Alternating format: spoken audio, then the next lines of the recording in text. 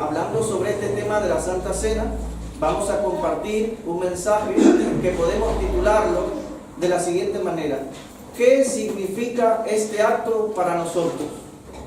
Vamos a ver a través de este estudio qué significa este acto de la Santa Cena para nosotros como pueblo de Dios, como iglesia del Señor. Voy a invitarles a buscar en la palabra de Dios el Evangelio según San Mateo, capítulo número 26. Evangelio según San Mateo, capítulo número 26. Y vamos a comentar en primer lugar los versículos del 17 al 19. Mateo capítulo 26, versículos 17 al 19, dice así. Mateo capítulo 26, del 17 al 19 dice: El primer día de la fiesta de los panes sin levadura, vinieron los discípulos a Jesús diciéndole: ¿Dónde quieres que preparemos para que comamos la Pascua? Y él dijo: Id a la ciudad a cierto hombre y decidle: el maestro dice, mi tiempo está cerca, en tu casa celebraré la Pascua con mis discípulos. Y los discípulos hicieron como Jesús les mandó y prepararon la Pascua. Vemos en este pasaje que Jesús, como un buen judío, como un buen israelita, está haciendo los preparativos para participar de la Pascua de ese año con sus discípulos. Y ahora viene a nuestra mente la pregunta: ¿qué significa la Pascua? ¿Qué es la Pascua? ¿Qué significado tiene la Pascua para los israelitas en los tiempos de Jesús? Para obtener la respuesta a esta pregunta, debemos viajar imaginariamente en el tiempo y remontarnos a unos 1600 años aproximadamente antes de Cristo. Y trasladémonos imaginariamente a Egipto. Lleguemos en los días de Moisés allá a Egipto, donde el pueblo de Dios está esclavizado, está esclavo en Egipto, donde ya Dios ha enviado su juicio sobre Egipto y unas 9 plagas han caído sobre Egipto, donde Dios está ridiculizando los ídolos, los dioses que adora Egipto, y ahora Dios prepara al pueblo para enviar la 10ª plaga sobre Egipto. Voy a invitarles a buscar el libro de Éxodo, capítulo 12, y vamos a leer del versículo 3 al versículo 13.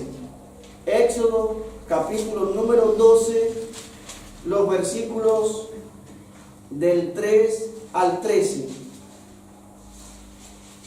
Vamos a ver ahora cómo Dios habla a Moisés y le dice lo que el pueblo de Israel debía de hacer, porque Dios iba a enviar la 10ª plaga sobre Egipto.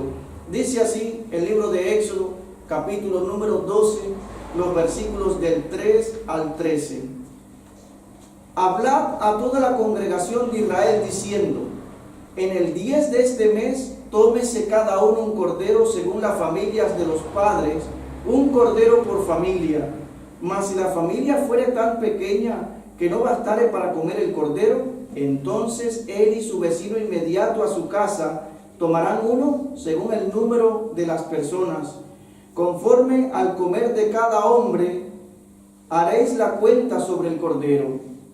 El animal será sin defecto, macho de 1 año, lo tomaréis de las ovejas o de las cabras, y lo guardaréis hasta el día 14 de este mes, y lo inmolará toda la congregación del pueblo de Israel entre las 2 tardes. Y tomarán de la sangre, y la pondrán en los 2 postes y en el dintel de la casa en que lo han de comer. Y aquella noche comerán la carne asada al fuego y panes sin levadura, con hierbas amargas lo comerán. Ninguna cosa comeréis de él cruda ni cocida en agua, sino asada al fuego, su cabeza y sus pies y sus entrañas. Ninguna cosa dejaréis de él hasta la mañana, y lo que quedare hasta la mañana lo quemaréis en el fuego. Y lo comeréis así: ceñidos vuestros lomos, vuestro calzado en vuestros pies y vuestro bordón en vuestra mano, y lo comeréis apresuradamente. Es la Pascua de Jehová. Pues yo pasaré aquella noche por la tierra de Egipto, y heriré a todo primogénito en la tierra de Egipto, así de los hombres como de las bestias, y ejecutaré mis juicios en todos los dioses de Egipto, yo Jehová, y la sangre será por señal en las casas donde vosotros estéis, y veré la sangre y pasaré de vosotros, y no habrá en vosotros plaga de mortandad cuando hiera la tierra de Egipto. Entonces vemos que ahora Dios está preparando al pueblo para ejecutar la 10ª plaga sobre Egipto, que consiste en la muerte de los primogénitos. Todo primogénito de Egipto va a morir, tanto los animales como también de las familias. El pueblo de Israel hizo conforme al mandato de Dios. Las familias cogieron un cordero, lo sacrificaron, cogieron de la sangre del cordero y pintaron los postes de la casa, el dintel, y sorprendentemente al día siguiente había luto en cada casa de los egipcios. Cada familia egipcia había perdido a su primogénito, pero sorprendentemente aquellas casas donde estaba la mancha de sangre, el primogénito de esa casa no había sufrido ningún tipo de daño. Entonces, a partir de esa semana, ellos comían panes sin levadura, 7 días panes sin levadura, y ese acto ellos debían de repetirlo año tras año. Vamos a verlo ahí mismo en el libro de Éxodo, capítulo 12, versículo 14, dice: y este día os será en memoria, y lo celebraréis como fiesta solemne para Jehová durante vuestras generaciones, por estatuto perpetuo lo celebraréis. Y ahora en ese mismo capítulo, del versículo 25 al 28 dice: y cuando entréis en la tierra que Jehová os dará, como prometió, guardaréis este rito.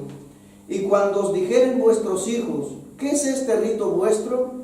Vosotros responderéis: es la víctima de la Pascua de Jehová, el cual pasó por encima. Y eso es lo que significa la palabra Pascua: pasar por encima, pasar por alto, excusar. Como Dios pasó por alto las casas de los israelitas. En esa casa donde había la mancha de sangre, Dios pasó por alto, conservó la vida de esas personas.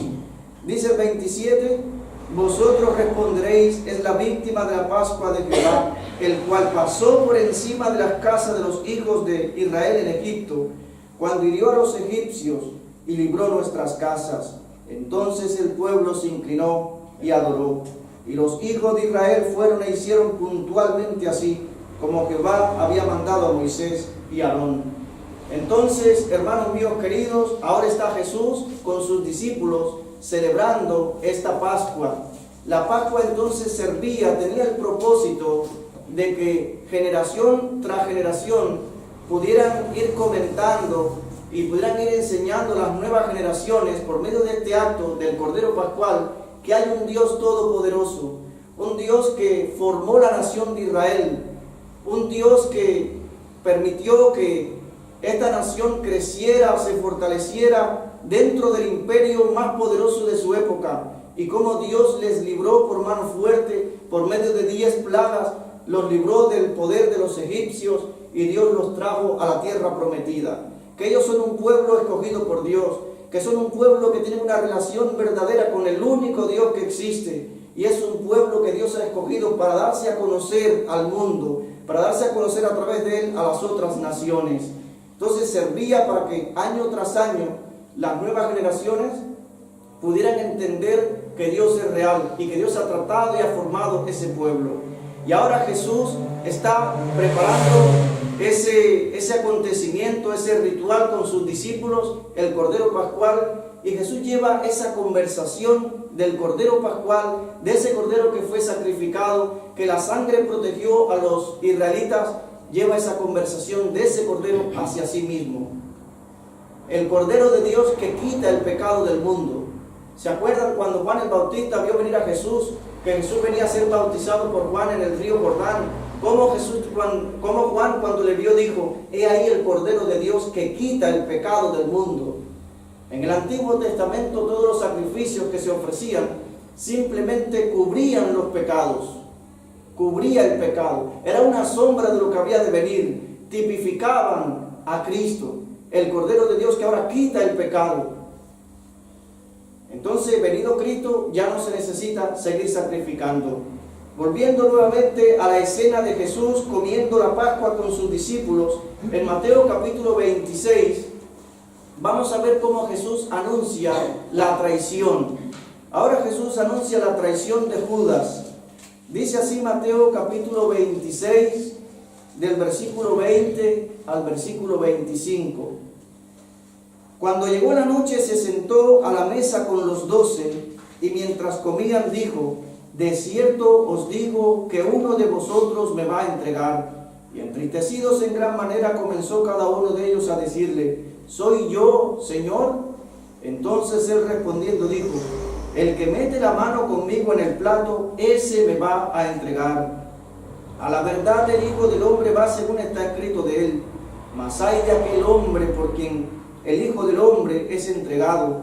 Bueno le fuera a ese hombre no haber nacido. Entonces respondiendo Judas, el que le entregaba, dijo: ¿soy yo, maestro? Él le dijo: tú lo has dicho. Hermanos míos queridos, sorprendentemente vemos en la traición de Jesús cómo van juntas la soberanía de Dios, el plan que Dios tiene para el mundo y también la responsabilidad del hombre. Cristo debía de morir, debía de ser crucificado, y eso estaba profetizado en el Antiguo Testamento, sobre todo en el Salmo 22, donde dice: horadaron mis manos y mis pies. En Isaías 53, cuando describe a Jesús allí todo desgarrado, todo dolorido por los pecados del mundo, eso debía de pasar. Pero aún así, Judas es responsable de la traición de Jesús. En ese acto se cumplieron todas las profecías del Antiguo Testamento que hablaban acerca del Mesías, del Cristo, del Salvador del mundo. Una de las profecías más maravillosas la encontramos en el libro profético de Zacarías. Si quieren pueden buscarlo. Zacarías capítulo número 11. El libro profético de Zacarías capítulo número 11, versículos 12 y 13, como Dios 500 años antes, siglos antes del nacimiento de Jesús incluso, como Dios estaba hablando proféticamente y está diciendo que su hijo sería traicionado por 30 piezas de plata. Y como también dice ese pasaje que esas monedas serían arrojadas en el templo. Dice así Zacarías capítulo 11, versículos 12 y 13. Y les dije: si os parece bien, dadme mi salario, y si no, dejadlo. Y pesaron por mi salario 30 piezas de plata. Y ahora dice: y me dijo Jehová: échalo al tesoro hermoso, precio con que me han apreciado. Y tomé las 30 piezas de plata y las eché en la casa de Jehová en el tesoro. Vemos después que tiene su cumplimiento cuando en Mateo capítulo 26, un pasaje anterior al cual estamos meditando, Mateo 26, versículo 14 al 16, dice, Mateo 26, del versículo 14 al 16, dice: entonces uno de los 12, que se llamaba Judas Iscariote, fue a los principales sacerdotes y les dijo: ¿qué me queréis dar? Y yo os lo entregaré. Y ellos le asignaron 30 piezas de plata. Y desde entonces buscaba oportunidad para entregarle. Es decir, ¿cómo tiene el cumplimiento ese siglos antes? Y es lo que hace la Biblia un libro único. Una de las evidencias más claras que tenemos para demostrar que la Biblia es la palabra de Dios, es las profecías cumplidas. 500 años antes está diciendo del precio con el cual traicionarían al Señor, y efectivamente, ahí cuando están en la cena, en la última cena, Jesús cenando con sus discípulos, ya en la bolsa de Judas probablemente estaban las 30 piezas de plata. Pero aquel que traicionó a Jesús por 30 piezas de plata no se gastó ninguna, porque ahora dice Mateo capítulo 27, después que arrestaron a Jesús, Mateo capítulo 27 del versículo 3 al versículo 5, dice así: entonces Judas, el que le había entregado, viendo que era condenado, devolvió arrepentido las 30 piezas de plata a los principales sacerdotes y a los ancianos, diciendo: yo he pecado entregando sangre inocente. Mas ellos dijeron: ¿qué nos importa a nosotros? Allá tú.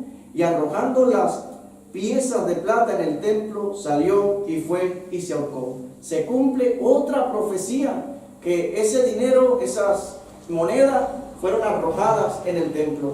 ¿Cómo tiene su cumplimiento? Y ahora Jesús allí con sus discípulos, comiendo el Cordero Pascual, ahora Jesús teniendo delante de sí los elementos del pan, el jugo de la vid, ahora Jesús introduce un nuevo pacto con la humanidad. Porque dice Mateo 26, versículos 26 al 29, dice: y mientras comían, tomó Jesús pan y bendijo y lo partió y dio a sus discípulos y dijo: tomad, comed, esto es mi cuerpo. Y tomando la copa y habiendo dado gracias, les dio diciendo: bebed de ella todos, porque esto es mi sangre del nuevo pacto, que por muchos es derramada para remisión de los pecados. Y les dijo: y os digo que desde ahora no beberé más de este fruto de la vid, hasta aquel día en que lo beba nuevo con vosotros en el reino de mi Padre. Dios en la persona del Hijo, Dios en la persona del Hijo instituye un nuevo pacto con la raza humana. Un nuevo pacto que ya había sido profetizado también en el Antiguo Testamento. Y cuando se dice un nuevo pacto, es como decir un Nuevo Testamento, un nuevo pacto, una nueva forma de Dios tratar con el hombre. Es por eso que la Biblia se divide en dos partes, en dos grandes secciones: Antiguo Testamento y Nuevo Testamento. Lo que es sinónimo de decir Antiguo Pacto y Nuevo Pacto. Ahora Dios iba a establecer un nuevo pacto con la raza humana. Estaba profetizado en Jeremías capítulo 31, versículo 31 al 34, que dice así. El libro del profeta Jeremías, capítulo número 31, del versículo 31 y hasta el versículo 34. Miren cómo Dios habla de un nuevo pacto. Dice así Jeremías 31, versículo 31 en adelante: he aquí que vienen días, dice Jehová, en los cuales haré nuevo pacto con la casa de Israel y con la casa de Judá, no como el pacto que hice con sus padres el día que tomé su mano para sacarlos de la tierra de Egipto, porque ellos invalidaron mi pacto, aunque fui yo un marido para ellos, dice Jehová. Pero este es el pacto que haré con la casa de Israel después de aquellos días, dice Jehová. Daré mi ley en su mente y la escribiré en su corazón, y seré a ellos por Dios, y ellos me serán por pueblo. Y no enseñará más ninguno a su prójimo, ni ninguno a su hermano, diciendo: conoce a Jehová, porque todos me conocerán, desde el más pequeño de ellos hasta el más grande, dice Jehová. Porque perdonaré la maldad de ellos, y no me acordaré más de sus pecados. Entonces, Dios está hablando proféticamente cientos de años antes del nacimiento de Jesús, de que iba a hacer un nuevo pacto con la raza humana. Y ahora Jesús, hablando del Cordero aquel que fue capaz de ser el animal sustituto, aquella sangre pintada en los postes y en el dintel de la casa, que salvaba la vida de los primogénitos de esas casas. Ahora Jesús, teniendo delante eso, Jesús coge el pan y coge el vino como símbolos de su cuerpo y de su sangre. Y ahora Jesús, usando simbólicamente estos elementos, teniendo delante a sus discípulos como representantes de todos los hombres y mujeres de fe del mundo, Él habla de su sacrificio redentor en la cruz, que tendría lugar unas horas después en el monte Calvario. Y Jesús coge el pan y dice: esto es mi cuerpo. Ahora, Jesús no está enseñando la transustanciación. La Iglesia Católica enseña que en el momento de la misa, cuando el sacerdote lee la oración, la hostia, el pan, se convierte literalmente en el cuerpo de Cristo. Y la copa de vino se convierte literalmente en la sangre de Cristo. Pero Jesús está hablando aquí simbólicamente. Jesús, imagínense ahora Jesús en la mesa comiendo ese Cordero Pascual con sus discípulos, y Él coge el pan y dice: esto es mi cuerpo. Pero Jesús tiene un solo cuerpo, tiene este cuerpo, no tiene dos cuerpos, sino que tiene un solo cuerpo. Dice, esto es mi cuerpo. ¿Qué está queriendo hablar Jesús? Está diciendo el sentido figurado. Así como es uno el pan y se parte en muchos pedazos y todos los discípulos comieron de ese pan, así cada persona sobre la faz de la tierra es miembro de un solo cuerpo, el cuerpo de Cristo. Cada persona sobre la faz de la tierra que ha creído en Jesús, que ha depositado su confianza en Él para la salvación, esa persona pasa a ser miembro del cuerpo de Cristo. Y el cuerpo de Cristo, que es la iglesia, es universal. Entonces, así como es uno, el pan es un solo cuerpo. Y también habla del cuerpo de Jesús, que sería entregado, que sería sacrificado, puesto allí en la cruz por cada uno de nosotros. Miren lo que el escritor de Hebreo, en Hebreos capítulo número 10, escribió. Hebreos capítulo número 10, los versículos del 14 al 20. Dice así, Hebreos capítulo 10, versículo 14 en adelante. Dice, porque con una sola ofrenda hizo perfectos para siempre a los santificados. Ya no se necesita seguir sacrificando nada más. En el Antiguo Testamento habían sacrificios diarios, sacrificios del día de reposo, sacrificios anuales del día de la expiación, y así muchos sacrificios, muchas fiestas anuales, donde todos esos sacrificios servían para perdonar los pecados de los seres humanos, cubrían los pecados de los seres humanos. Pero con el sacrificio de la cruz es suficiente, no hay que seguir sacrificando nada más.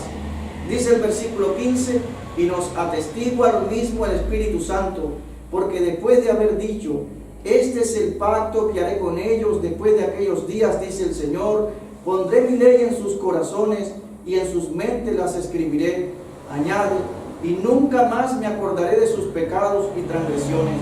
Está citando Jeremías 31. Está citando esa profecía el escritor de Hebreo, hablando de un nuevo pacto. Y dice el versículo 18, pues donde hay remisión, o sea, perdón de los pecados, ya no hay más ofrenda por el pecado. Así que, hermanos, teniendo libertad para entrar en el lugar santísimo por la sangre de Cristo, por el camino nuevo y vivo que Él nos abrió a través del velo, esto es de su carne, etcétera, etcétera. Nos dice que entremos al lugar santísimo. Recuerden que en el antiguo pacto, en el Antiguo Testamento, antes de Cristo, solamente en el lugar santísimo, que era donde moraba en sentido figurado la máxima presencia de Dios en la tierra, en sentido figurado, solamente a ese lugar entraba una vez al año el sacerdote y ofrecía primero sacrificio por sus pecados y después ofrecía sacrificio por los pecados del pueblo. Pero ahora, con la muerte de Cristo, que cuando Él murió el velo del templo se rasgó de arriba hacia abajo, ahora nos está dando a entender de que cada ser humano a través de Jesús tiene libertad, tiene acceso para entrar al trono de la gracia, para ir directo a la presencia de Dios a través de Jesús, porque Él es la puerta, porque Él es el camino, la verdad, la vida. Nadie viene al Padre si no es por Él. Entonces ahora a través de Jesús, que es el único mediador entre Dios y los hombres, entonces es que podemos ir directamente a Dios. Ya no tenemos necesidad de un sumo sacerdote, no tenemos necesidad de otra persona. Nosotros mismos, a cualquier hora del día, en cualquier época del año, podemos ir hasta la misma presencia de Dios, porque ese lugar fue abierto. Y dije simbólicamente, Dios habitaba allí en el lugar santísimo, porque Dios está presente en todas partes. Dios es omnipresente, pero allí estaba el arca del testimonio, donde Dios pues se manifestaba al pueblo de Israel por medio de aquel utensilio. Entonces, hermanos, Jesús usa el pan para hablar de su cuerpo molido en la cruz, y usa también la copa para hablar de su sangre derramada en la cruz. Dice la Biblia en Primera de Juan, capítulo número 1, versículo 7. Primera de Juan, capítulo 1, versículo 7 dice: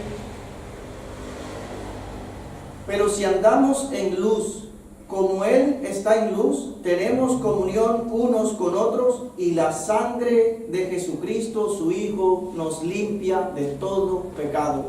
La sangre de Jesucristo nos limpia de todo pecado. Dice Primera de Pedro 1:18, si quieren nada más escúchenlo. Primera de Pedro 1:18 dice: sabiendo que fuisteis rescatados de vuestra vana manera de vivir, la cual recibisteis de vuestros padres, no con cosas corruptibles como oro o plata, sino con la sangre preciosa de Cristo, como un cordero sin mancha y sin contaminación. Allá en Egipto ellos debían ofrecer un cordero sin mancha, sin contaminación, sin defecto, de un año. Y ahora la sangre de Jesucristo nos limpia de todo pecado. Esa sangre es el precio que Dios pagó por cada uno de nosotros. Hemos sido comprados por precio. Un pacto es confirmado y sellado con sangre. Y no con sangre ajena, sino que Jesús lo hizo con su propia sangre. Pues es un nuevo testamento que tendrá validez solamente después de la muerte del testador. Y así lo explica el escritor de Hebreos, en Hebreos capítulo 9. Miren qué bonito. Hebreos capítulo 9, versículos del 13 al 22. Hebreos 9, del versículo 13 al versículo 22 dice: porque si la sangre de los toros y de los machos cabríos y la ceniza de la becerra rociada a los inmundos santifican para la santificación de la carne, o sea, si todos esos sacrificios del Antiguo Testamento eran aceptados por Dios y ellos perdonaban los pecados, cubrían los pecados, ¿cuánto más la sangre de Cristo, el cual mediante el Espíritu Eterno se ofreció a sí mismo sin mancha a Dios, limpiará vuestras conciencias de obras muertas para que sirváis al Dios vivo? Así que por eso es mediador de un nuevo pacto, para que interviniendo la muerte para la remisión de las transgresiones que había bajo el primer pacto, los llamados reciban la promesa de la herencia eterna. Porque donde hay testamento es necesario que intervenga la muerte del testador, porque el testamento con la muerte se confirma, pues no es válido entre tanto que el testador vive. Todo eso lo sabemos. De donde ni aún el primer pacto fue instituido sin sangre, porque habiendo anunciado Moisés los mandamientos de la ley a todo el pueblo, tomó la sangre de los becerros, de los machos cabríos, con escarlata e hisopo, y roció el mismo libro y también a todo el pueblo, diciendo: esta es la sangre del pacto que Dios os ha mandado. Además de esto, roció también con la sangre el tabernáculo y todos los vasos del ministerio. Y casi todo es purificado según la ley con sangre, y sin derramamiento de sangre no se hace remisión. Es decir, la paga del pecado es la muerte. Para Dios perdonar los pecados se necesita una muerte, al menos una muerte sustitutiva, alguien que muere en lugar de. En el Antiguo Testamento morían los animales en lugar de el pueblo, pero ahora Cristo ocupó nuestro lugar en la cruz. Él murió en nuestro lugar, Él tomó nuestros pecados, Él recibió el castigo que merecían todos nuestros pecados. Ahora su sacrificio en la cruz es el único medio que Dios aprueba, que Dios ha permitido para que el ser humano tenga una relación personal con Él. Ahora vienen a nuestra mente algunas preguntas. ¿Por qué participamos los cristianos de esta Santa Cena? ¿Por qué lo hacemos? ¿Quién puede participar de la Santa Cena? ¿Y qué propósito tiene el que nosotros hagamos la Santa Cena? ¿Qué propósito persigue? Bueno, en primer lugar, la Santa Cena fue algo que instituyó el propio Dios. Es una ordenanza de Dios para su iglesia. Pablo dice en primera a los Corintios 11:23: porque yo recibí del Señor lo que también os he enseñado. Es decir, el apóstol Pablo está diciendo que él recibió esa ordenanza, ese mandato de Dios mismo, y que él lo enseñaba a las iglesias para que las iglesias también lo practicaran. ¿Quién puede participar? Vamos a ver el orden en Hechos capítulo número 2, versículos 41 y 42. Vamos a ver que la iglesia del primer siglo practicaba esta ordenanza del Señor de la Santa Cena. Hechos de los Apóstoles, capítulo número 2, versículos 41 y 42. Es la llegada del Espíritu Santo. Es la fiesta de Pentecostés, cuando se derrama el Espíritu Santo y el apóstol Pedro se pone en pie ante miles de judíos que habían venido desde diferentes partes del mundo para tener esta celebración en Jerusalén. Y Pedro se pone en pie y comienza a hablarles acerca de Jesús, y esas personas se arrepienten de sus pecados. Y ahora dice el versículo 41 y 42. Así que los que recibieron su palabra fueron bautizados, y se añadieron aquel día como 3,000 personas, y perseveraban en la doctrina de los apóstoles, en la comunión unos con otros, en el partimiento del pan y en las oraciones. Entonces vemos que este es el orden. Lo primero que hicieron las personas fue creer en la palabra de Dios, creer en el mensaje de salvación, creer en el Evangelio. Y cuando una persona cree en el Evangelio, dice Efesios 1:13, que el Espíritu Santo viene a morar en el creyente. Y el Espíritu Santo comienza a hacer toda esa obra de salvación que hace en la vida del creyente. Entonces esa persona decide bautizarse. Se bautiza, como dice el versículo 41, que fueron bautizados y se añadieron aquel día como 3,000 personas. Como 3,000 personas dieron el paso de fe. Y después, en el versículo 42 dice, y perseveraban en la doctrina de los apóstoles, en la comunión unos con otros, en el partimiento del pan y en las oraciones. Y esa expresión, el partimiento del pan, significa la Santa Cena. Es por eso que en todas las iglesias se le ofrece la Santa Cena a toda persona que haya sido bautizada en cualquier iglesia, no importa. Siempre que haya sido bautizado, porque ese es el orden. Entonces aprovechamos la ocasión para animar a aquellas personas que están aquí hoy y aún no se han bautizado, que puedan también sentir ese deseo en su corazón de dar ese paso también, de cumplir con esa ordenanza de ser bautizado. Entonces, ¿cuál es el propósito que persigue ese acto? ¿Por qué hacemos este acto? Bueno, dice la Biblia en 1 Corintios capítulo 11, versículo 26, dice Pablo: así pues, todas las veces que comiereis este pan y bebiereis esta copa, la muerte del Señor anunciáis hasta que Él venga. Es decir, que este acto persigue el objetivo de declarar que nuestro Dios, o nuestro Señor Jesucristo, murió en la cruz, fue sepultado, pero Él resucitó, Él venció la muerte, Él ascendió al cielo, pero que Él un día regresará para juzgar a cada ser humano. Así como la Pascua antes de Cristo servía para anunciar a las nuevas generaciones que hay un Dios todopoderoso, que formó la nación de Israel, que le sacó con mano fuerte y mano poderosa de Egipto, que le formó, que les cuidó, etc. Así también la Santa Cena sirve para anunciar que el Hijo de Dios hace 2000 años nos visitó. Vino y se encarnó en la persona de Jesús, y todo lo que ya sabemos, que murió en la cruz, que derramó su sangre por nosotros, que resucitó y que Él está a la diestra de Dios intercediendo por nosotros, y ha prometido que regresará. Ha prometido que Él un día vendrá. Entonces, hermanos, este es un acto simbólico donde cada ser humano, al realizar esto, cada ser humano debe de reflexionar en su vida con respecto al Señor Jesucristo. ¿Qué estamos haciendo con Jesús?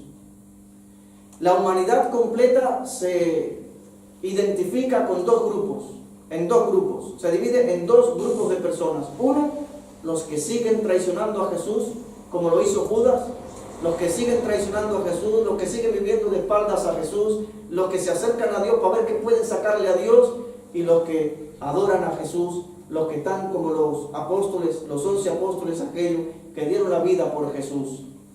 Entonces, hermanos míos queridos, hoy reunidos como iglesia, como cuerpo visible del Señor, una vez más recordemos por medio de este acto lo que Él hizo por nosotros, y también declaremos al mundo que el sacrificio de Jesús es el único medio para recibir el perdón de nuestros pecados y el regalo de la vida eterna.